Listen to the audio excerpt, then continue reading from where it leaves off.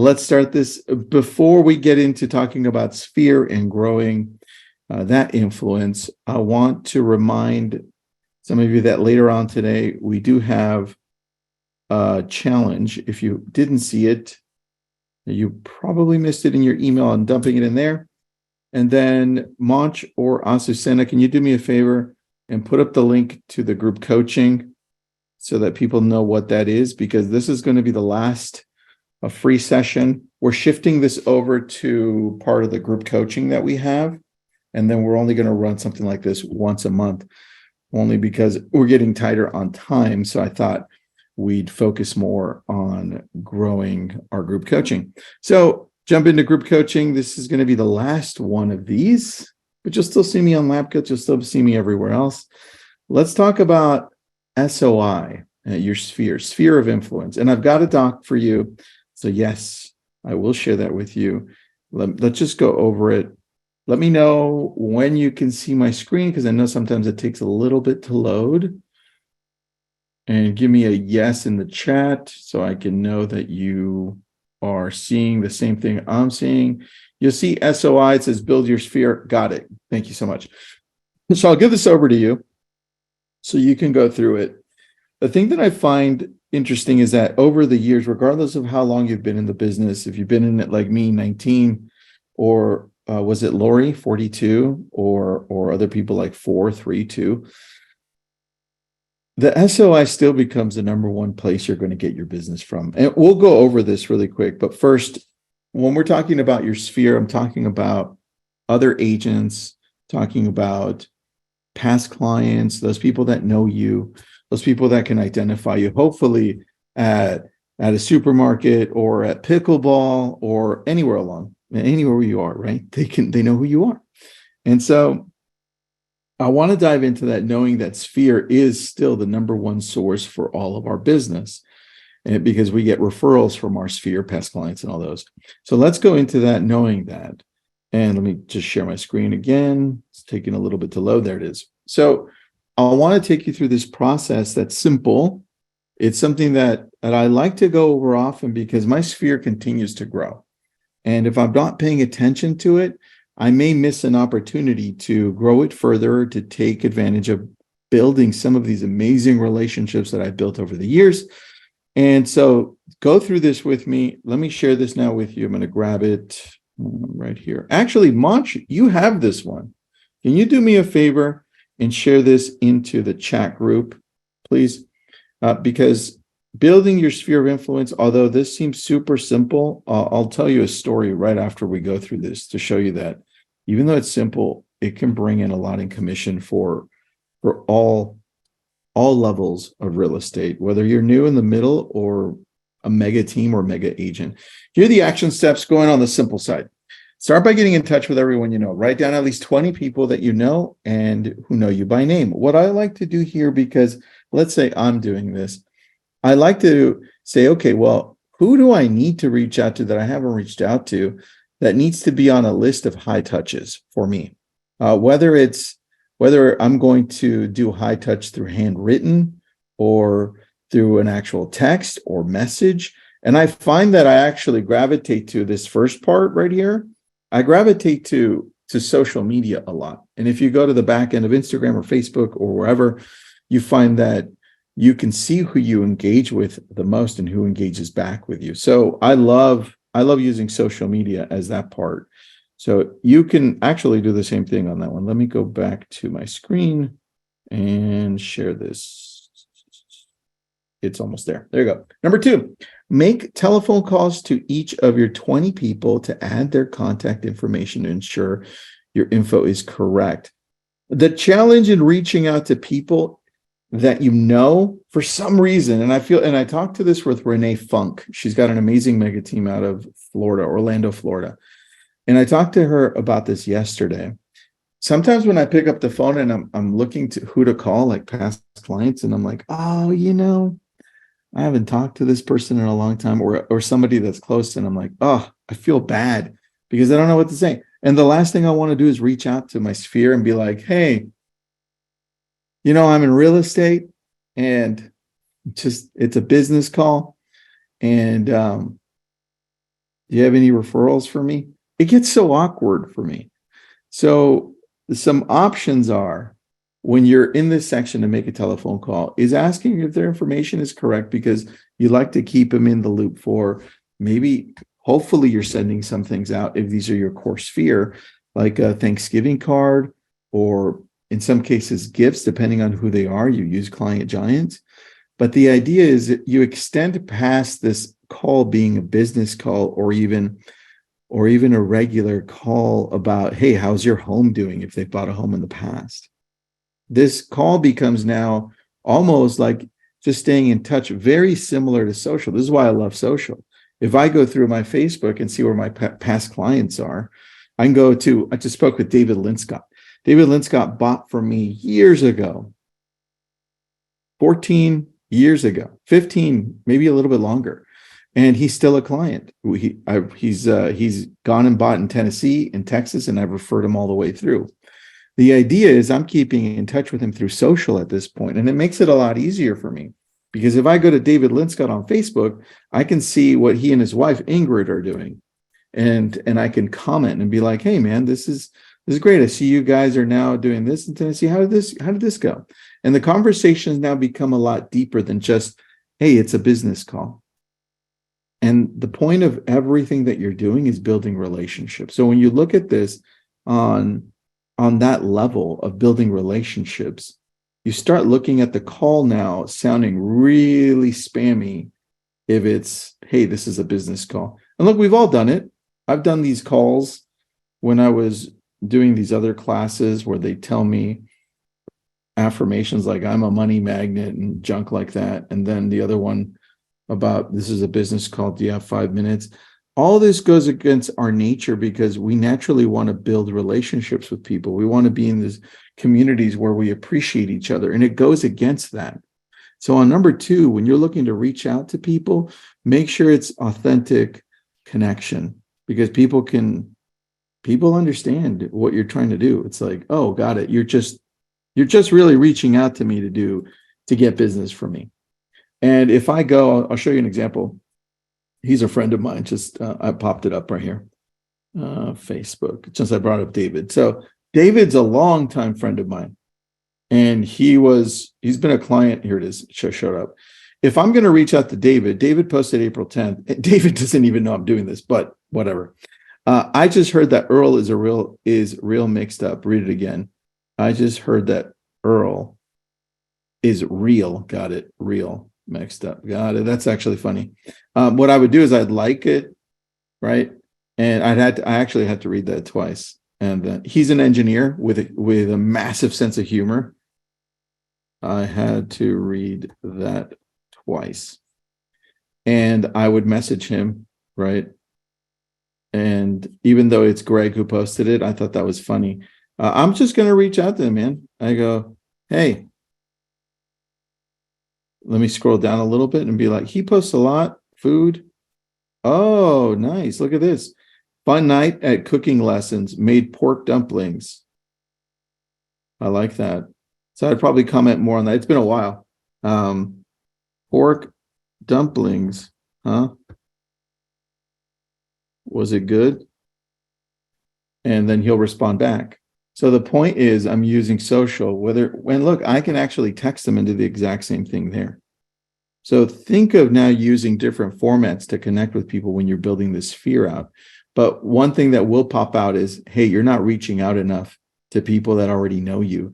This is why I love making this list, because it's been a while since I reached out to David, right? And he sent me quite a few people to transact with. So now let's go back to this SOI here. And when you go back here to this list, give it a second for it to load.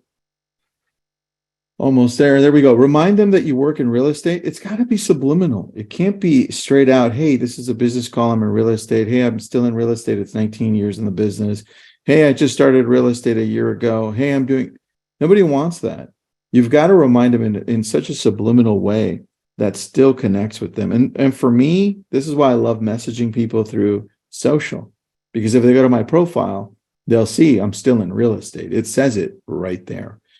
For some people, like yesterday when I was in this conversation with Renee, she was a little bit more subliminal, and I loved her approach, which was she's talking about, hey, so what'd you guys do this weekend with family, right? And then the home comes up typically, or traveling, right? And then you can segue into the house that way. Number 4, make sure that you always ask them to refer you to people that they know. This is a sensitive topic for some people because you have two ways of doing this. One is direct, which may not fit your style, and one is more where you're not going to ask directly, and the referrals will come to you based on your value that you're offering. I'm in the middle. I can go both ways on this because I've done both. I've been in the business for so long. I've tried both. And it comes down to which one do you think matches your personality the most?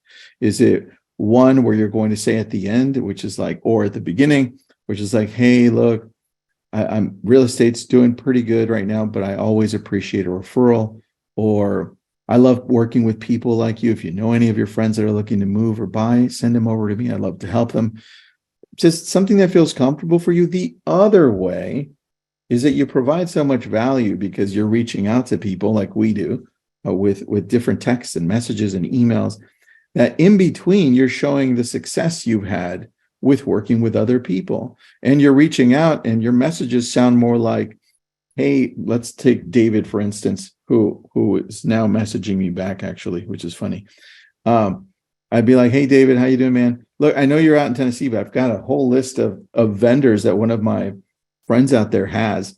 If you ever need an electrician or a plumber, just let me know. I can hook you up, right? And I didn't bring up anything that I said, hey, refer me business. I'm bringing up value. So over the years, I've shifted over to just providing so much value and being in front of people's face that they refer us business. So there's no right way. It's just, you know what? I have a question for you. Put it in the chat. Do you ask for referrals, or do you provide enough value that people send you referrals? And there's no right answer. Like I said, I just want to know, ask or no ask? Ask or no ask, put it in the chat. I want to know, ask or no ask, or do both. Both is probably the most natural one. You're so right, Kelly. It just depends, right? Like I don't like it when somebody says, you know what, this is the right way, and it's not. And by the way, we go over this in depth on how to do it in both ways, right? So we've done a few classes on those. We've got both. I do both. I don't ask. I try to be there for them always, and they refer both. It depends. And I state my goal is to be a community resource. Kelly, I love that. I like that a lot. And now let's continue because I like these answers. It's probably more realistic anyway. I rarely ask when they compliment my work. It's nice. I like that. Let's go over to back to this really quick and let's see if it loads. Almost there we go. So number 5, use the script below to grow your database and start a nurture campaign. So for me, it's all about touches in different forms, and not just by email, not just by text or phone call, but also by retargeting, also by sending them things to their home, and also doing one-on-ones or group events as well. So if you see here, you can use this. This is one of many, right? This is just one that we've used in the past, and you can change it up. It's there just so that you have something to go by, not so you use it word for word, because a lot of the times we get stuck, right? And the easiest one is I'm calling to update my customer service database, right? Or, hey, look, I don't know if I have your current phone number, email address, or whatever, right? I'm just calling because I want to send you a card. I want to send you a gift. Summer's coming up and we're having an event, right? Or, hey, having coffee, just updating. Is this your still email address? Is this email address still your best email address? I'd love to put you on our newsletter if you have one, or if you're starting one, right? Or if you're having an event, right? Hey, who else do you want me to invite to this event? Maybe brother, sister, locally. I haven't been able to get a hold of your wife. Can you give me her information? I'll send her her own invite as well. That's always working. And then as you get into certain holidays like 4th of July, we just passed Easter, but Thanksgiving, Halloween, Christmas, and you have these events or you have these giveaways, those are amazing opportunities to be able to update the information for your database. Those are the best. Kelly, what did Kelly say? I state my goal is to be a community resource. Isn't that great? I love that one. Great job, Kelly. I think that's what we all want to be in building these relationships. We want to be the go-to for people when they think of anything having to do with the home or with the community, right? And who are they going to think of? You're continually giving that information, right? Which is a plumber or the financial person or a dentist locally, right? The best doctor in the area, the best doctors in the area, not just home inspector, not just things that pertain to the home, but what about the community at that point? It's really good. Eric, oh, what's up, man? I didn't know you were on, but Eric, retargeting with your sphere contact is critical for only $1 to $2 per day. So valuable. It touches them on autopilot. Definitely, since 70% of Americans are on Facebook, retargeting actually works really well as well. So now here's where I want you to think a little deeper, because we can all have a refresher here. I know, because I've been in the business for 19 years. And when I looked at this earlier today, I was like, damn it. I already thought of a few people when I went through this. So it's towards the bottom of this, but here's where I want you to take some note. Let me wait until it loads. There it is. Who do you know? It's always changing. It's always changing. I can tell you, just over the last few months, I've made some great friends playing pickleball in a certain place I go. And now I've added them to an app that we have. And now I'm connecting with them at a different level. But accountants, alarms, home security companies, appraisers, appliancers, all this. And you'll gravitate to some more than others. Like we all know more. If you're in real estate, you'll have a lot more attorneys than maybe an architect, depending on where you're at.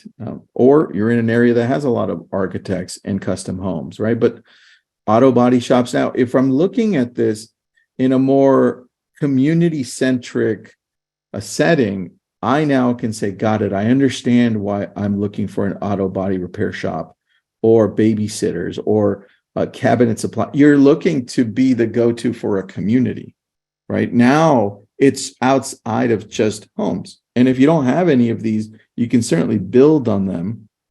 But if you already have a great chimney guy and they've never sent you any business, I think it might be time to say, hey, look, I sell 7 to 8 homes a year, whatever you sell.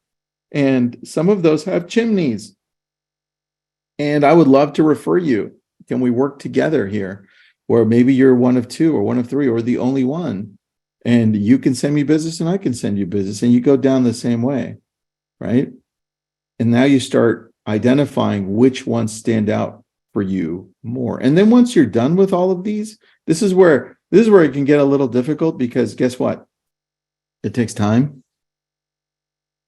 It actually takes time to build this out.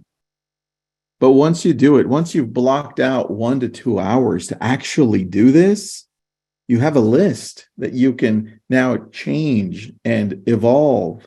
But this is for you.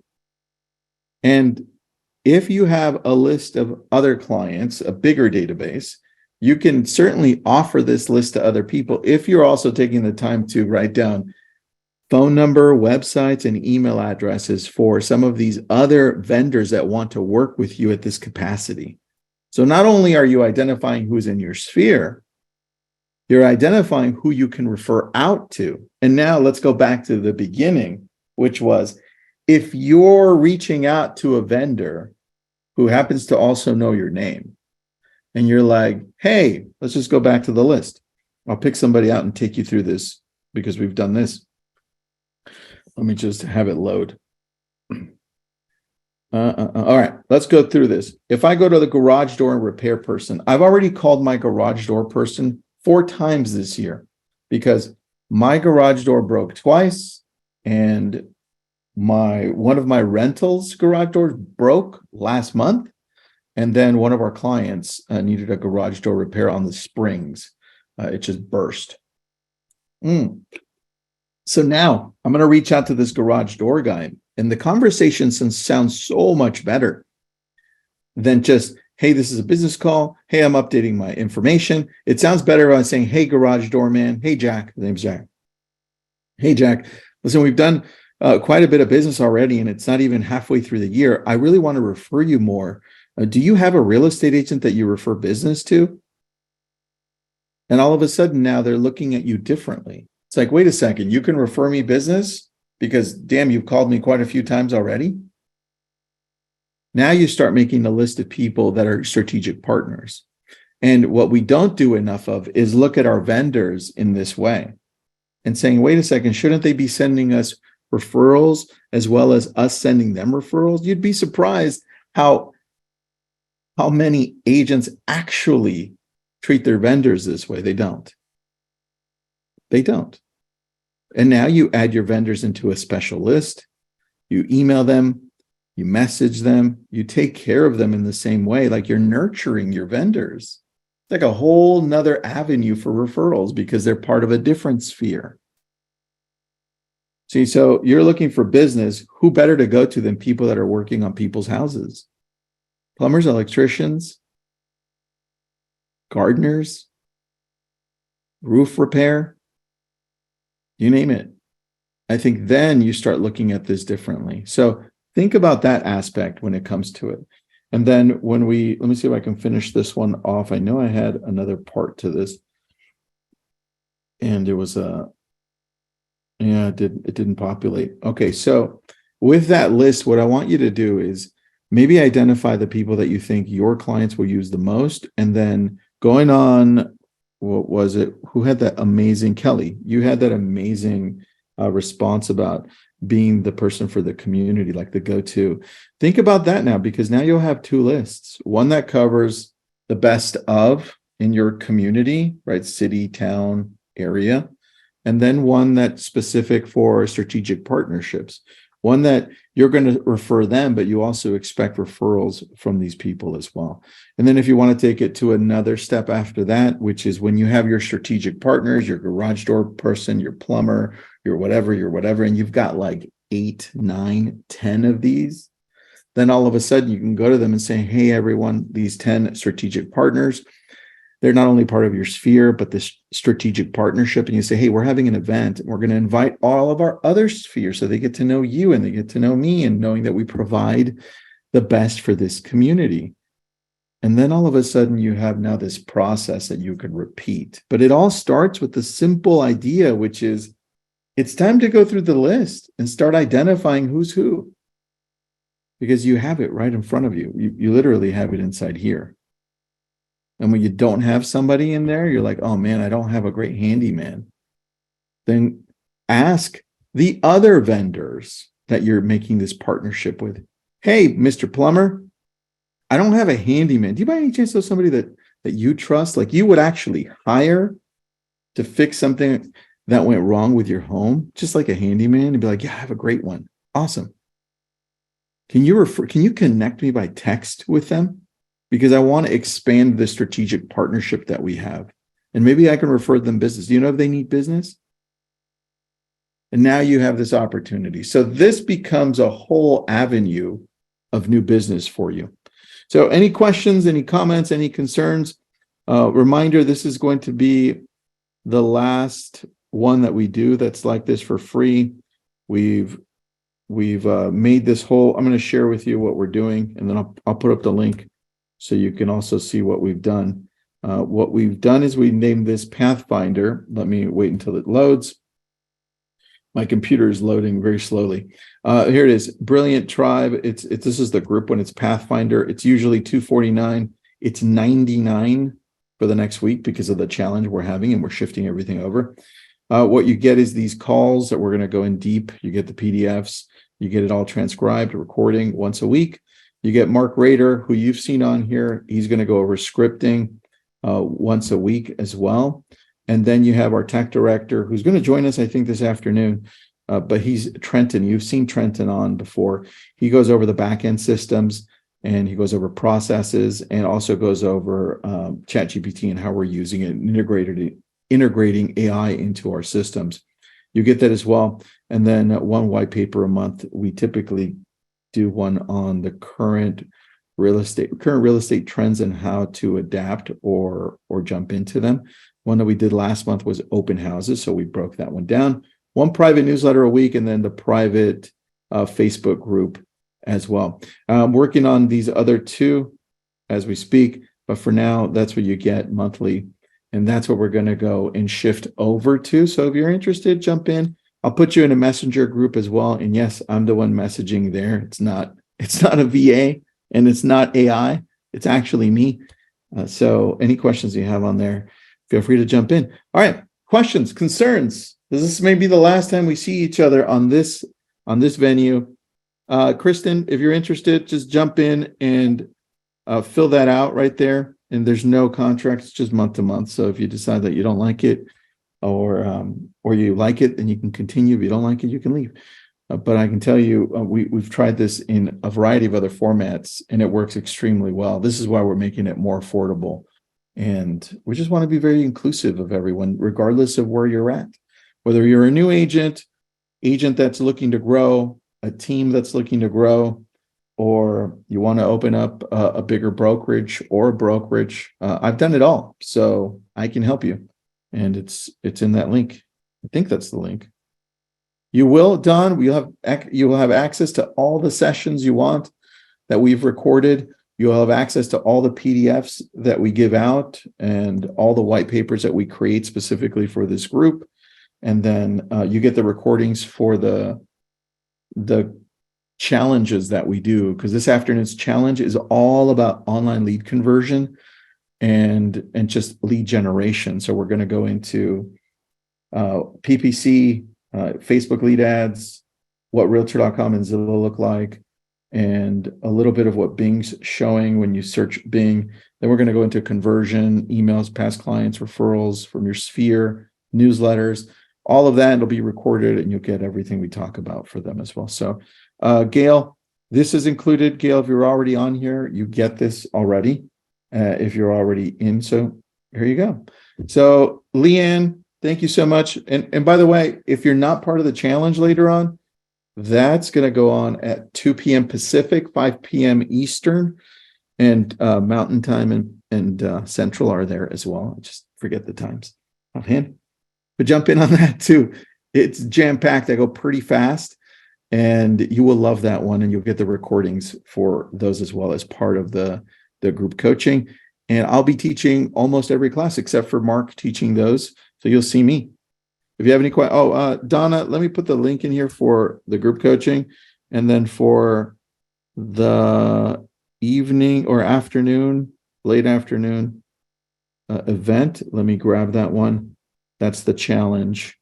This is going to be, if you want to sign up for the challenge, there you go. And the challenge is free, but if you want the recording and everything else, it'll be part of the group coaching.